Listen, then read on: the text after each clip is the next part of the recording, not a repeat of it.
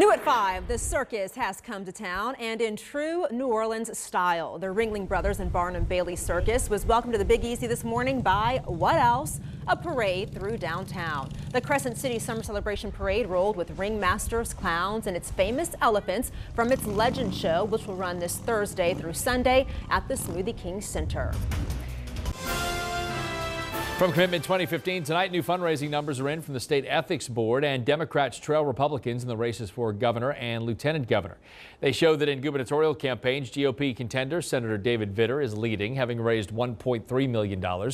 Donors have given current GOP Lieutenant Governor Jay Darden $408,000. Republican Public Service Commissioner Scott Angel brought in $413,000, and Democratic Representative John Bell Edwards has raised $246,000. Meanwhile, in the race for lieutenant governor, Republican candidate John Young has raised the most with $348,000. Republican Billy Nungesser submitted receipts of $160,000. Democrat Kip Holden raised $52,000. The election for Louisiana's top statewide races is set for October 24th. Today, if you are caught texting and driving in Mississippi, you could face state fines. Now, it's one of many new state laws taking effect today. Drivers texting or posting to social media while behind the wheel will have to pay a $25 fine.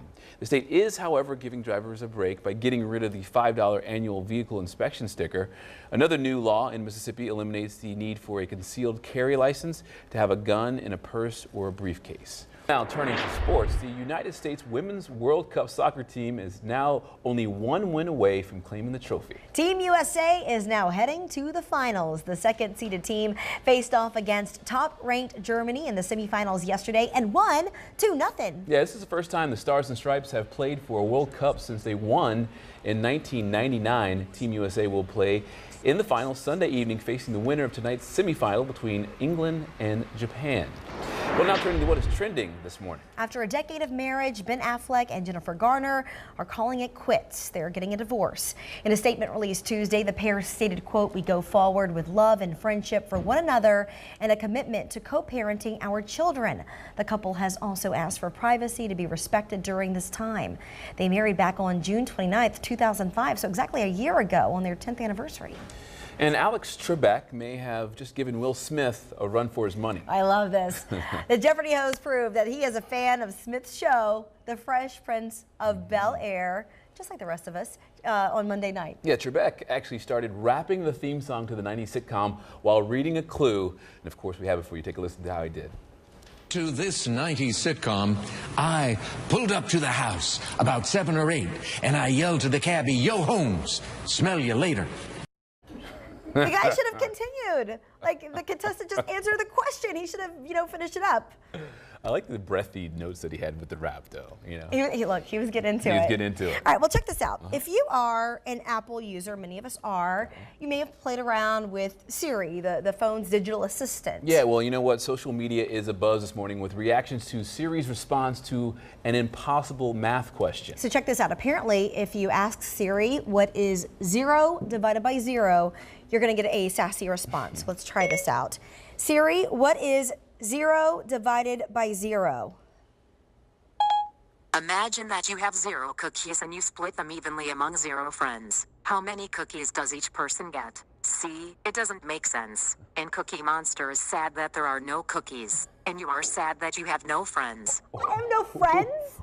Siri burned us. I know. Siri just burned us. Why you gotta bring Cookie Monster into it? I don't know.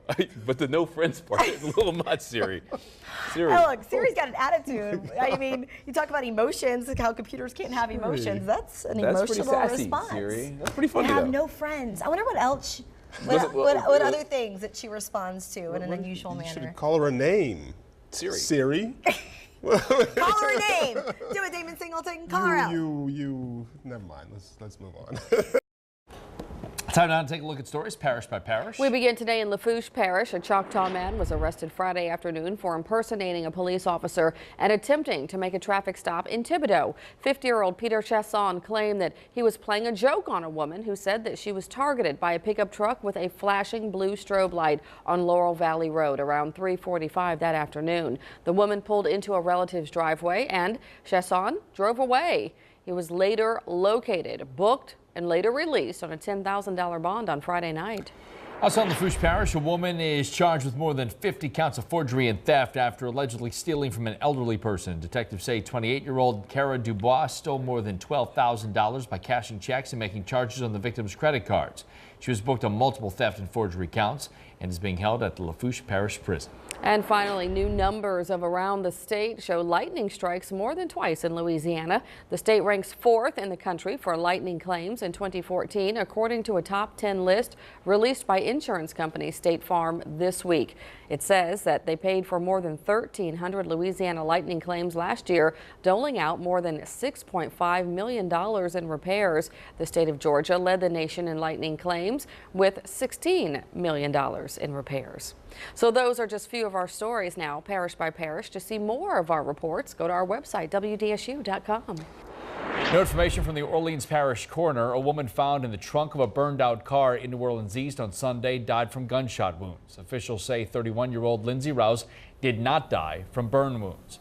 Rouse's body was found in the burning vehicle around 7 a.m. Sunday near Lake Forest and Michoud Boulevards. Orleans police say in Orleans Parish they're still investigating what happened and ask that anyone with information call Crime Stoppers. Happening tomorrow, family and friends will gather to remember the Silverback Society mentor who died over the weekend at the place he was gunned down. 40-year-old Timothy Thompson was killed early Sunday after being shot multiple times in the lower 9th Ward. A vigil to honor the father and grandfather happens at 6 p.m. tomorrow evening in the 2600 block of Lamont Street. Police are still searching for 2 unidentified men suspected in Thompson's murder. All right, Travis, thanks. The NOPD continues to investigate 2 juvenile rapes in New Orleans East. One victim reported being sexually assaulted on July 1st in the 7000 block of Martin Drive at the Hidden Lake Apartments. That's what you see here. Another alleged rape happened July 10th in the 6000 block of Downman Road. The NOPD addressed these incidents in a news conference today, urging parents to keep a close eye on their children. Police are also still searching for a man who allegedly raped a 13-year-old girl at a bus stop in New Orleans East. That happened on June 30th. If you have any information on any of the incidents, you're asked to call Crime Stoppers 822-1111. President Barack Obama granted clemency to 46 federal prisoners convicted of nonviolent drug offenses, including 14 who were serving life sentences. WDSU anchor Camille Whitworth tells us about 2 of them from Louisiana. Adriana Bryan Nichols of New Orleans was arrested in April 2004 for distributing more than 50 grams of cocaine. James Nathan Walton of Thibodaux was convicted in September 2004 for possession of cocaine with the intent to distribute. Both men, who were serving sentences for 240 months in jail, will be released in November. So their punishments didn't fit the crime. And if they'd been sentenced under today's laws, nearly all of them would have already served their time. I've made clear to them that re-entering society is going to require responsibility on their part, and hard work, and smarter choices. But I believe that at its heart, America is a nation of second chances. And I believe these folks deserve their second chance. While the president has faced criticism in the past for his lack of clemency power use, he has now granted almost 90 commutations. Scott. And we've heard how dangerous it is to leave a child or pet in a hot car, of course, but one native New Orleanian, an NFL star, wanted to see exactly how this felt. Anchor Camille Whitworth is live now at 5. And Camille, who took on the heat to deliver this important message? Wait till you get a load of this story. As we all know, summertime has brought record high temps all across the country. So now, ex-LSU cornerback Tyrann Mathieu is helping to remind pet owners of animal safety awareness in hot cars. Mathieu stars in a new video campaign for PETA, volunteering to bake in a parked car to demonstrate how long it takes for a dog to get a heat stroke. So in just 4 minutes, the car's temperature rises from 97 to 105 degrees. And look closely there, you can see the Arizona Cardinals defensive back sweating, and then a short time later he starts gasping for air. I mean, if you're gonna make a dog a part of your family, then make him a part of your family. Don't treat him like you wouldn't treat someone you cared about or someone you loved. Reaching 120 degrees, Mathieu gets out of the car after just 8 minutes. But unlike humans, animals cannot escape as easily. Dozens of hot car-related dog deaths have already happened this summer. One man and his dog both died in Texas after his car's door locked malfunction.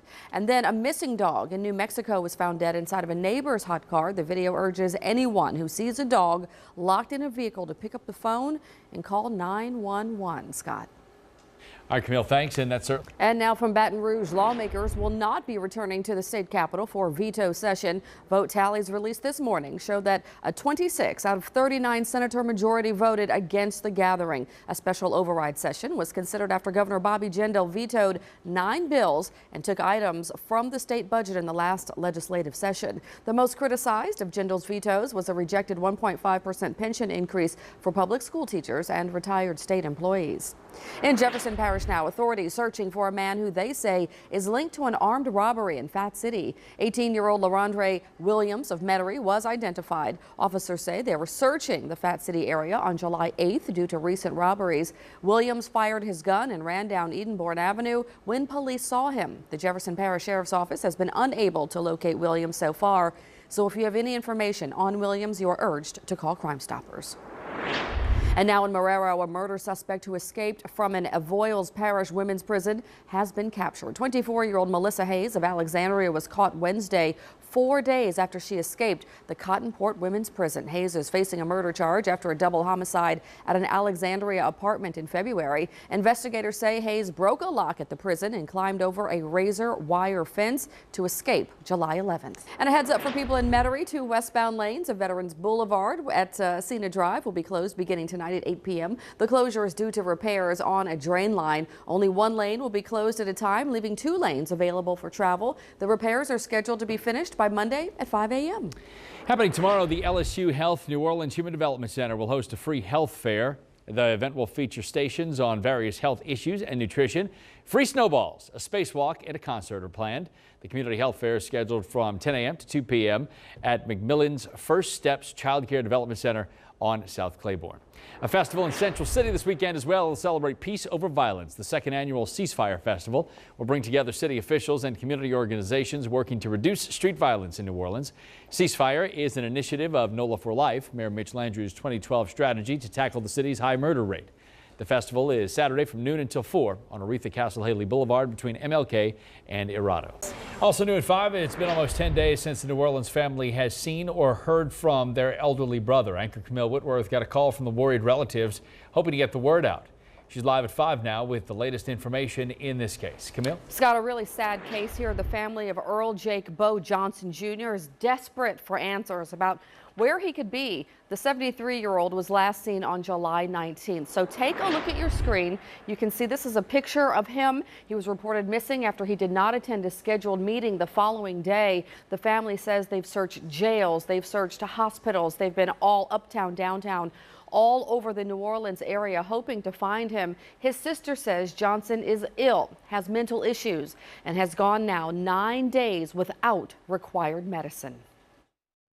We're concerned not only for my brother's safety and because he's sick and because he's ill, but for the safety of anybody that might be out there. I wouldn't want my brother to get into any altercation or anything with anybody else, and he is very ill, so we just want our brother. We need to find him so that we can get him some help. So the family came here earlier today. All of those sisters very emotional about where their brother could be. They're saying if you know anything, if you have any information, any leads on the case, call NOPD. That number 504-821-2222 or call the 3rd District Detectives. That's at 658-6030. Scott, we also did talk to NOPD. They say that the case is still open and they are still searching right now.